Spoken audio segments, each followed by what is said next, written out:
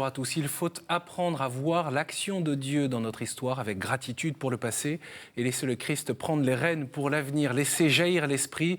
C'est le titre de votre première lettre pastorale. Monseigneur Le Borgne, bonjour. Bonjour Étienne. Merci beaucoup d'être sur ce plateau. Vous êtes évêque d'Amiens depuis avril 2014 et dans cette lettre pastorale, vous annoncez d'ores et déjà un synode pour 2017-2018. J'annonce un synode pour 2017-2018 parce que je crois qu'il faut qu'ensemble, nous nous mettions sous la motion de l'Esprit Saint, sous le souffle de l'Évangile, pour nous dire mais qu'est-ce que veut le Seigneur pour l'Église de la Somme dans les années qui viennent. On a une Église, une histoire riche, mais on voit bien aujourd'hui que l'organisation qui est en place ne tiendra pas très très longtemps. On peut rappeler quelques chiffres peut-être ? Alors, 580 000 habitants, 70 prêtres, dont 35 de moins de 75 ans, une quarantaine de laïcs en mission ecclésiale, 16 diacres, 49 paroisses pour 23 curés, ça donne 783 communes, 1000 églises.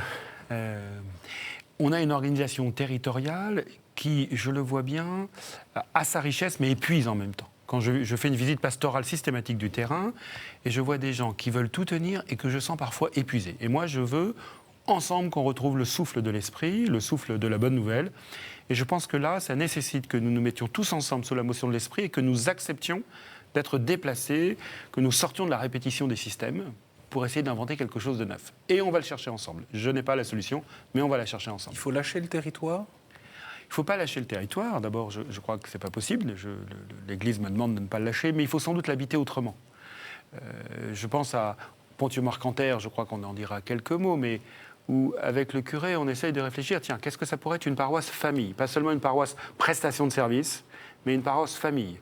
Du coup, ça invite à penser autrement l'habitation des prêtres, ça invite à penser autrement même la réponse au sacrement, l'animation territoriale.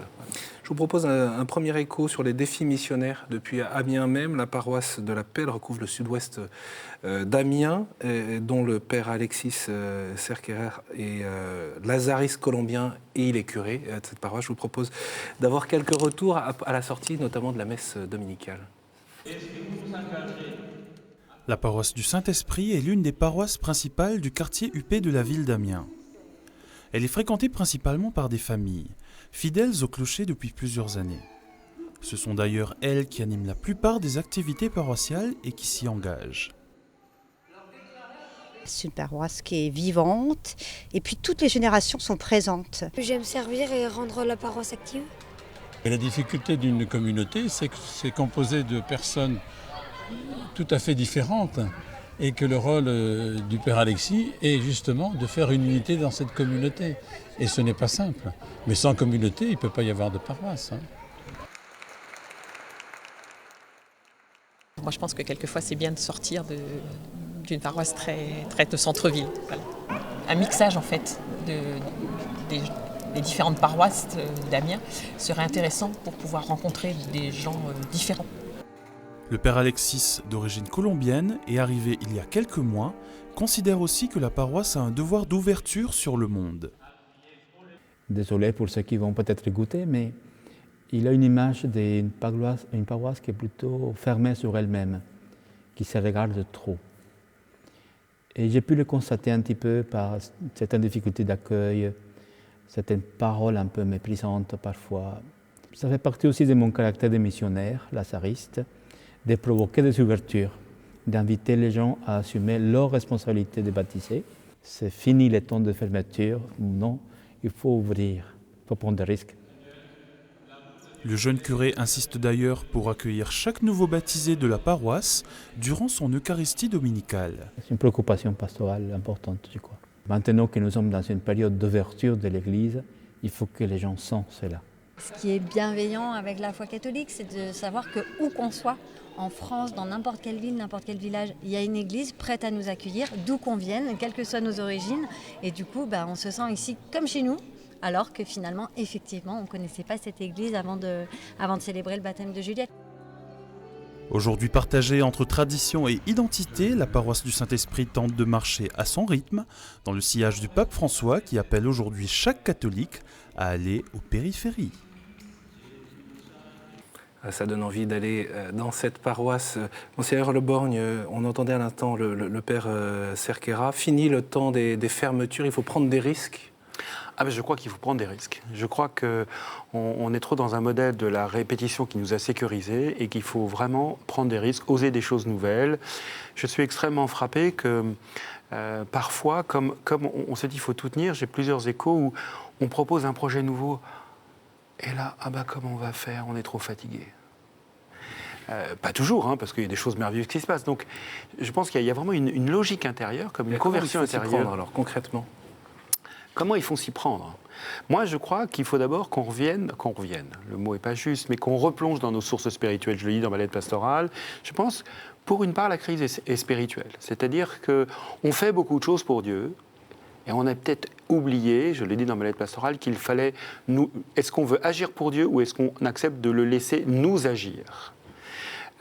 Et nous agir, c'est accepter non pas d'abandonner les schémas parce qu'ils seraient mauvais, ils ont été bons, mais d'être ouvert à ce qui pourrait venir de neuf, autrement. Il y a des jeunes dans le diocèse d'Amiens, ils ne sont pas très nombreux, mais il y en a.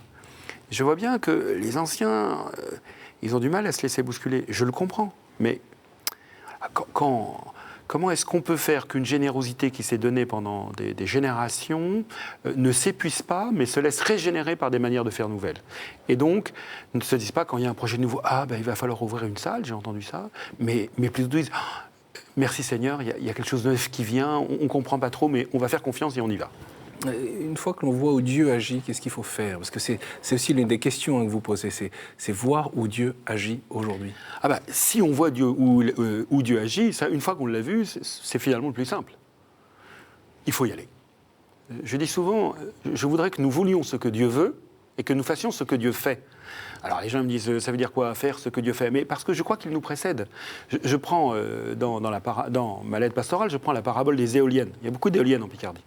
Les éoliennes, on met là où le vent souffle. Et tout d'un coup, les éoliennes produisent de l'énergie. Mais on ne les met pas là où il n'y a pas de vent. Eh bien, si on repère là où le Seigneur agit, là où il y a un souffle même frémissant et qu'on vient s'y planter, alors nous allons devenir les éoliennes de l'Évangile et de l'amour. Une large partie du diocèse, Monseigneur, est rurale. Certaines paroisses comportent désormais de nombreux clochers, comme la paroisse du Haut-Clocher autour de Saint-Riquier. Nous y avons retrouvé le père Yves Delépine, curé de cette paroisse depuis 5 ans. L'une des problématiques aujourd'hui, c'est notamment célébrer la messe dans ces nombreux villages pour des assemblées souvent peu nombreuses. Les fidèles y tiennent, les élus municipaux aussi. C'est quelque chose qui est important dans l'identité du territoire. Voilà ce que nous dit l'abbé de Somme, qui a son propre blog, également son compte Twitter. Il est important déjà pour les prêtres de ne plus être seuls dans leur coin et de vraiment travailler ensemble.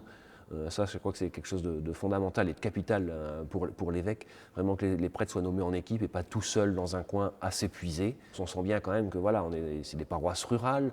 Les forces vives n'en vont pas forcément en augmentant. Et donc de se dire aussi comment ensemble on peut travailler et mutualiser nos forces. Mais je crois déjà, à une présence et la convivialité. Moi, je crois que c'est quelque chose d'important et qu'il faut qu'on retrouve dans l'Église. Souvent, on fait, la seule chose qu'on a à proposer, c'est la messe. Oui, mais il faut aussi la convivialité. Et si on apprend à bien vivre ensemble, à se connaître, à être ensemble, je crois déjà que les chrétiens auront envie de s'engager. J'ai découvert qu'ici, même en campagne, des personnes âgées qui ne pouvaient plus aller à la messe, qui suivent la messe à la télé, mais le dimanche, elles aiment aller sur le blog pour avoir l'homélie et partager quelque chose avec la communauté chrétienne. Je me dis, voilà, il y a peut-être aussi des chemins nouveaux à trouver, à travailler pour cette annonce de l'Évangile. Et en l'occurrence, dans cette paroisse, il y a un projet d'une maison des familles unique pour toute la région. Vous serez en visite pastorale dans cette paroisse du 2 au 8 mai, Monseigneur Le Borgne. Au fond, c'est quoi la problématique aussi pour ces paroisses très rurales? Alors, je ne suis pas sûr qu'il y ait une problématique unique. Ça, c'est une chose que j'ai découverte depuis que je suis évêque, depuis 2 ans. Je pensais qu'on pourrait avoir une vision globale, et sans doute, mais pas une vision systématique. Je pense que les lieux ont leur histoire, il y a des personnes, et qu'il faut faire travailler ensemble ces histoires, ces personnes, selon ce que Dieu donne. Et donc, ce qui vaut pour le Pontieu-Marcanterre ne sera peut-être pas ce qu'on fera dans l'autre bout du diocèse, du côté de Ham, Nesle et Athis. Voilà, ça c'est une première chose. Alors, dans ce territoire, c'est vrai qu'on réfléchit avec l'abbé Delépine, qui est aussi vicaire épiscopal, à le concept, on s'est dit, une paroisse famille. On avait 4 paroisses sur un grand territoire, il y avait un curé, 2 curés, chacun 2 paroisses. Et on s'est dit non, je veux réunir les 2 curés qui sont nommés pour 4 paroisses, et puis c'est ce que j'évoquais tout à l'heure, qui est vraiment un noyau familial, qu'on sache que les prêtres prient, que quand on vient pour une réunion, on n'aille pas dans une salle froide, mais qu'il y a une vie, il y a quelque chose. On a la chance aussi d'avoir un diacre. Par exemple, quelque chose m'a beaucoup frappé. Ce diacre peut, vu ses horaires, célébrer les vêpres le mercredi après-midi. Dans une église, voilà, une petite ville, eh bien, il y a 20, 30, 35 personnes qui viennent prier les vêpres avec lui, qui font parfois 10, 15, 20 kilomètres. Spontanément, les vêpres, ben oui, spontanément, les vêpres, vous ne vous dites pas, c'est le mode de prière, voilà, c'est moins dynamique que les groupes de prière de renouveau, c'est pas des hymnes extrêmement dynamiques, toujours. Les psaumes de toujours. Voilà. Mais voilà que là, on se rend compte que parce qu'il y a une qualité de prière, parce que aussi on entend sur le territoire de plus en plus qu'il y a une vraie fraternité, que ça travaille de plus en plus ensemble, quelque chose est en train de prendre. L'abbé Yves m'a dit que pour réfléchir à ce projet de paroisse famille, il a monté des soirées. Ça commence par 1 heure d'adoration et après un dîner convivial et on échange. Il est très surpris du nombre de personnes qu'il y a. Et dans nos milieux ruraux, voilà, la première fois 40, la deuxième fois 60. Enfin, il y a 30 000 habitants sur la paroisse, 50 000 en période estivale. Voilà, et puis il a des territoires, hein, il met 3 quarts d'heure pour aller d'un bout à l'autre du secteur. Voilà. Et donc, alors, ça veut dire aussi que moi j'accepte qu'on ne puisse pas couvrir de la même manière tous les lieux. Oui, j'ai mis l'église dans la Somme. Je ne vais pas demander aux prêtres de célébrer une messe toutes les semaines, tous les mois, même tous les trimestres dans chaque église. Ça, je ne le veux pas. Ça peut déplaire ? Oui, je le comprends. Mais ça, il y a un moment, qu'est-ce qui va redonner souffle à la communauté ? Moi, si on veut que les prêtres, que les acteurs de la mission, les laïcs en mission ecclésiale, s'épuisent à courir, et on n'aura plus aucune fécondité, et on aura tout perdu. Or, il y a du souffle dans l'église de la Somme, moi je le constate, et je veux donc voilà, je reviens sur la parabole des éoliennes, enfin, il faut qu'on reprenne ce souffle pour le déployer. Des communautés rassemblées, enseignées, vivifiées, envoyées par le Christ, hein, c'est ce que vous écrivez dans votre lettre pastorale. À Saint-Riquier, juste un mot quand même, parce que c'est important de le dire, on peut encore visiter l'abbaye royale, édifiée au 7e siècle. Elle fut l'une des abbayes les plus importantes en Europe à l'époque carolingienne. Elle jouait un rôle considérable dans la conservation, la transmission des savoirs. Il y avait ce scriptorium, la bibliothèque, je ne sais pas si vous l'avez déjà visité. Si, tout à fait. Et au fond, c'est aussi ça, l'histoire de l'Église. Après, elle a été incendiée, pillée, il y a eu la Révolution. Ça dit aussi quelque chose de l'histoire sainte, entre guillemets, de cette terre. Oui, puis c'est une parole d'espérance extraordinaire. Parce que c'est pas linéaire, mais le Seigneur n'abandonne pas son Église. La fidélité du Seigneur nous tient. Il n'y a plus de religieux aujourd'hui. Il n'y a plus de religieux, mais à travers des succès, des déploiements extraordinaires, à travers ce qui s'est passé à la Révolution, des replis. Aujourd'hui, il y a vraiment une communauté paroissiale dans ce lieu qui vit et qui est très vivante pour un lieu rural. Moi, je suis plein d'espérance. Pas seulement pour ce lieu, mais c'est vrai pour ce lieu tout particulièrement. Un mot sur les parcours alpha, parce que vous avez souhaité, vous les soutenez. Il y a des parcours qui existent dans le diocèse peut-être depuis 2009, d'après les informations qu'on a pu recueillir. Et pour autant, il fallait les soutenir. C'est quoi votre idée ? Moi, ce que je veux, c'est soutenir toute initiative nouvelle qui permet d'annoncer l'Évangile, qui permet de se ressourcer dans la prière pour non pas se replier sur soi dans un espèce de christianisme gentillet, mais pour oser la mission, pour oser sortir et aller vers les autres. Et donc, Alpha le permet, parmi tas d'autres propositions. Moi, je suis prêt, tant que c'est évangélique et ecclésial, je suis prêt à accueillir toutes les propositions. Et puis un parcours pour l'année sainte de la Miséricorde ? Il y a un parcours de la Miséricorde qui a beaucoup de succès. Après Alpha, justement, ce groupe, ils étaient 17. Ça, c'est merveilleux. Ce groupe qui n'avait pas trop de lieux pour être accueilli, bon, ils viennent à la maison diocésaine, ils sont 17 ou 18. À la fin d'Alpha, ils disent on va faire le parcours de la Miséricorde, ils sont 40. Qu'est-ce que vous voulez que je dise ? L'esprit souffle. Je dis, mais il faut y aller. L'aumônerie étudiante, on va peut-être en parler là, mais l'aumônerie étudiante, 20 catéchumènes. L'esprit souffle, il faut mettre nos forces, on met les forces sur les jeunes. Vous voyez, quand on entend des signes comme ça, la responsabilité de l'évêque, c'est dit, là, on y va ensemble. Le jubilé de la Miséricorde, c'est une opportunité pour vous ? C'est une vraie opportunité et pour moi c'est vraiment un don du Seigneur que le pape ait décidé. Au moment où il l'a décidé, j'avais juste avant dit aux prêtres du diocèse, écoutez, je vois bien que notre territoire qui est marqué par de belles richesses, mais aussi marqué par des conflits, par des difficultés entre personnes, par des épuisements où on ne se sent pas toujours reconnu. Et j'avais dit, il va falloir qu'on fasse quelque chose autour du pardon, de la gratitude, qu'on redécouvre ensemble. Autour de sensibilités différentes dans l'Église? Non, pas les sensibilités. Le diocèse, on est trop pauvre pour être idéologue dans la Somme. Il n'y a pas de problème de ce point de vue-là. Il y a de vraies différences, hein, mais il n'y a pas de... le Christ fait notre unité, vraiment, vraiment. En revanche, dans le feu de l'action, on est épuisé, on ne se comprend pas toujours, tu n'as pas été là, je n'ai pas été là, enfin, vous voyez, des blessures où tu ne m'as pas fait confiance, et ça m'a frappé. Alors, je pense que ce n'est pas plus dans le diocèse de la Somme que les autres, mais quand vous devenez évêque, vous êtes...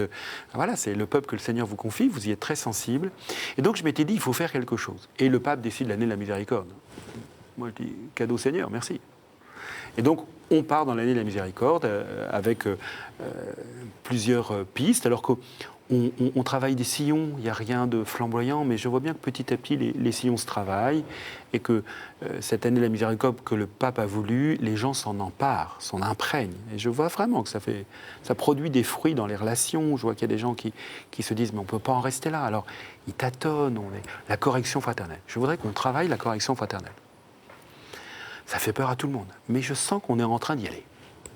Monseigneur, un mot sur le contexte et puis aussi la récente affaire de pédophilie. Quand je dis récente, c'est quand vous êtes arrivé, au fond, il y a eu un procès d'un prêtre du diocèse condamné à 3 ans de prison, dont 18 mois ferme pour des agressions sexuelles sur mineurs. Il s'agit du père Gotogian.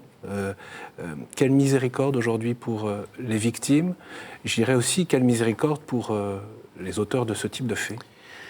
Mais je crois que la première miséricorde, c'est la vérité. Amour et vérité se rencontrent, dit le psaume 84, et donc il n'y a pas de miséricorde sans vérité. Et donc les victimes ont le droit à la vérité, et même le coupable a le droit à la vérité parce qu'il ne pourra avancer que si la vérité est faite, quand bien même elle est douloureuse pour lui, quand bien même parce que si on est sujet de tels agissements, c'est qu'en soi c'est compliqué, et quand bien même on a du mal à naître à cette vérité. Donc la première des miséricordes, c'est la vérité. Alors cette vérité, elle doit pouvoir être dite, elle doit pouvoir être entendue par ceux qui sont responsables. Donc, mais c'est quoi la vérité ? La vérité, c'est les actes qui sont passés, qu'on appelle, qu'on nomme, qu'on dénonce, qui sont jugés et qui sont sanctionnés. La justice fait partie de la démarche de vérité. Cette vérité, elle doit être entendue. Hein. Le Conseil permanent de l'épiscopat nous a demandé de mettre en place des cellules d'écoute, et moi je crois que c'est très important. Dans le diocèse, on y réfléchit. Je voudrais qu'on y réfléchisse ici en province, parce que c'est en diocèse ou en province, donc tout n'est pas encore acté, c'est pas encore tranché. Mais on y réfléchit, et je crois que c'est très important. Moi, j'ai reçu quelques victimes, je suis prêt à recevoir celles qui le désirent. Parce qu'il y a d'autres cas anciens ? À ma connaissance, non. Des cas de pédophilie, à ma connaissance, non. J'espère que ma connaissance est juste. Voilà. Et puis la miséricorde, c'est comment aider au rythme où les gens le veulent, parce qu'on ne va pas s'imposer auprès des victimes, mais comment la communauté chrétienne, comment peut aider les gens à rebondir, à rechoisir l'avenir après de telles blessures. C'est une question qui se pose aussi pour le coupable qui a fait des actes absolument, très graves, mais nul ne peut être définitivement enfermé dans les actes graves. Ça veut dire qu'il faut prendre des mesures pour qu'on se protège d'une éventuelle répétition, mais ça veut dire aussi que cet homme ne se réduit pas à ça. Donc comment est-ce qu'on peut faire en sorte que les coupables, sur ce genre de fait ou de tout autre fait, puissent rebondir vers l'avenir et pas être enfermés dans l'acte... Dans les pulsions qui les habitent ou dans les actes mauvais qu'ils ont faits. Encore un mot, le prêtre, en l'occurrence dont je parlais à l'instant, n'a pas fait appel de la condamnation. Il y a eu une procédure canonique qui a été mise en route. On en est où aujourd'hui ? La procédure canonique qui est en route est en train de connaître son épilogue, puisqu'un jugement a été prononcé, qui a été signifié à la personne et qui ne sera définitif qu'au bout des 60 jours qu'il a pour faire appel. C'est-à-dire que ça lui a été signifié il y a peu de temps. Ça a été signifié il y a peu de temps, on est dans cette période-là, donc on attend la fin de la période pour la rendre définitivement publique. Donc la décision n'est pas encore publique. Voilà. Monseigneur, au fond, est-ce que vous pensez que ce contexte met à mal la confiance envers les prêtres ? Vous le comprendriez ? Je le comprends évidemment, et puis on voit bien que médiatiquement, mais évidemment. En même temps, je vois bien que quand on va dans les territoires, les personnes aiment les prêtres, et les personnes leur font confiance très, très, très majoritairement. Alors c'est vrai qu'une affaire comme ça blesse énormément le territoire. Les territoires qui ont connu ce prêtre sont très déstabilisés, hein, et que, il faut reconstruire la confiance. Alors les prêtres qui ont été nommés juste après ont fait un très beau travail, mais ça prendra du temps. Oui, bien sûr, ça blesse la confiance, on ne peut pas faire autrement. Je voudrais qu'on termine, Monseigneur, par une note plus heureuse, plus joyeuse, qui est cet investissement du diocèse auprès des jeunes et notamment des étudiants, puisqu'à Amiens, il y a plus de 25 000 étudiants, 26 000 étudiants. Le diocèse a ouvert en septembre dernier la Maison Saint-Leu, une colocation étudiante catho qui propose un enrichissement humain et spirituel. Les colocataires sont notamment accompagnés par l'équipe de la pastorale des jeunes, Armina Kergit, et puis également Donatien Châtillon, qui est un jeune père de famille, et le père Samuel Léronas, qui est l'aumônier. Notre journaliste Olivier François s'est rendu sur place. Donatien et Armina arrivent à la colloque Saint-Leu pour leur soirée mensuelle avec les étudiants. Le binôme s'occupe du foyer depuis son ouverture en début d'année. Bonne entente et convivialité rythment cette cohabitation où différentes personnalités se côtoient. Originaire de Picardie, de l'Oise ou même de l'Italie, il découvre la vie d'étudiant avec un cadre atypique mais qui reste souple. Quand on m'a dit que je m'installais ici, je savais qu'il y avait une charte, donc je ne me suis pas posé de questions, je me suis dit il va falloir la respecter. Mais bon, ça s'est passé, il n'y a pas eu de... On a un peu fait à notre sauce en fait. Ce soir, c'est vie affective. Ce soir, les étudiants vont écouter un topo de Donatien sur la vie affective. Tous sont présents car la formation est aussi au centre de leur année dans ce foyer. Donatien et Armina se retrouvent de façon régulière pour évoquer le quotidien de la colocation. Armina, d'origine lituanienne, appréhendait son rôle auprès des étudiants. Quand je regarde le progrès des jeunes entre eux, progrès avec moi, avec eux, c'est depuis septembre jusqu'à aujourd'hui, ça a beaucoup changé. Et voilà, ça s'améliore chaque jour, on grandit dans la vie fraternelle.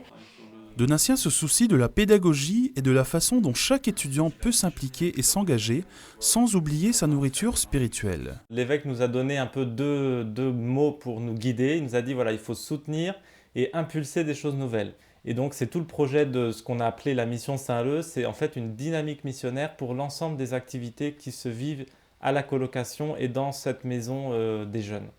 Le but pour le diocèse d'Amiens, convaincre ces jeunes de devenir des missionnaires dans leur lieu de vie. Pour la rentrée 2016-2017, la pastorale des jeunes compte proposer une deuxième colocation avec plus d'engagement et une vie durablement inscrite dans les pas du Christ. On voit que la vie communautaire, la vie fraternelle, la vie de prière, ça a aussi une incidence très concrète sur la vie de tous les jours. Les questions de tous les jours, on l'a vu au cours de ce reportage. Écoutez, j'espère bien que la rencontre du Seigneur, la prière a une incidence sur les vies de tous les jours et la vie communautaire, parce que quand on est chrétien, on reçoit les autres comme frères et sœurs. Oui, donc c'est l'un des piliers de vie fraternelle et vie spirituelle. Ce sont deux des piliers, et c'est aussi vie missionnaire, le troisième pilier de la mission Saint-Leu. On se souvient que lors de votre dernier passage sur ce plateau, vous parliez justement de votre priorité pour la jeunesse, en appelant en quelque sorte à des projets missionnaires. Au fond, depuis 2014, il y a des évolutions. Écoutez, Donatien, Armina et le père Samuel ont été nommés en septembre dernier. Ils se rendent compte qu'on peut nommer, je leur ai donné une église, ils ont des locaux splendides qui sont au milieu de la fac, au centre-ville d'Amiens, enfin on a beaucoup de chance, mais qu'il faut labourer la terre et que c'est un lent travail. Mais ceci dit, moi je vois déjà... Il faut de la patience. Il faut de la patience. On laboure une terre et ça ne lève pas en... Ça veut dire quoi labourer concrètement ? Ça veut dire qu'il faut... ils ont complètement relancé la messe des jeunes à l'église Saint-Leu, mais ils se rendent compte qu'à partir de là, il faut contacter chaque jeune un par un, puis monter un projet, puis on espérait qu'il y aurait beaucoup de jeunes, puis il n'y en a que quelques-uns. Je dis, mais c'est pas grave, allez-y, ils vous sont donnés par Dieu. Et petit à petit, il y a un camp qui a eu lieu en février, mais ils pouvaient espérer que ça irait plus vite. Moi, je vois que durablement, il y a des choses qui sont en train de lever, ça prend un peu de temps, ils font un travail remarquable. À partir de la vie fraternelle, de la vie liturgique, ils ont lancé une chorale, des musiciens, c'est vrai que c'est... Moi, j'étais célébré il n'y a pas très longtemps, ça a retrouvé un souffle extraordinaire. Et puis petit à petit, ce qu'il s'agit, c'est de former dans le temps des jeunes adultes qui assument leur vie d'adulte de manière missionnaire. bien sûr, il y a la perspective des JMJ aussi. Oui, on a une équipe JMJ qui se débrouille très bien. Et on a eu une journée il y a 3 semaines pour lancer les JMJ. On a marché ensemble là, toute une après-midi. On sera entre 150 et 200. Mais pour mon diocèse, c'est un très beau chiffre. Moi, je serai avec eux et j'espère bien que ce sera une tête de pont d'un souffle et d'un dynamisme pour la pastorale des jeunes. Un dernier mot peut-être, Monseigneur Le Borgne, justement sur ces perspectives de ces années que vous décrivez dans votre lettre pastorale. Certains peuvent être inquiets, ont des peurs. Il faut dépasser ça. Et c'est bon de s'interroger sur l'avenir ? Je crois que c'est décisif. Enfin, moi, je sais qu'il est dans la main de Dieu, je n'ai pas d'inquiétude, mais il faut quand même qu'on l'accueille et qu'on dise « mais où est-ce que tu nous attends, Seigneur ?» Et quand on a peur, on est dans la répétition. Alors, et il y a des choses qui sont bonnes à reproduire, mais le réflexe de la répétition est un réflexe... Je dis parfois la répétition, c'est la mort. La tradition, elle accueille ce que les anciens nous ont transmis pour, en le recevant à travers ce qu'on est, ce que le Seigneur nous dit aujourd'hui, le poursuivre, mais parfois par des chemins nouveaux. Et donc oui, je crois que c'est capital de s'interroger sur l'avenir. Je comprends très bien que les fidèles aient des peurs, je crois qu'elles sont légitimes, donc il faut que je les entende, mais j'ai envie aussi avec eux de vivre la joie de l'Évangile, quoi, et pas la peur de ce qu'on perdrait. Et moi, j'ai envie d'accueillir la joie du don de Dieu que je constate comme évêque dans cette terre de Somme. Merci beaucoup d'avoir été avec nous, Monseigneur Le Borgne. Bien sûr, on peut retrouver votre lettre pastorale sur le site internet du diocèse, tout comme tous ceux qui veulent avoir des renseignements à la fois sur la mission Saint-Leu ou que sais-je encore pour les JMJ. Et puis n'oubliez pas, bien sûr, vous pouvez retrouver cette émission sur le site de KTO, également sur les réseaux sociaux de la chaîne. Merci pour votre fidélité, bien sûr, à la semaine prochaine.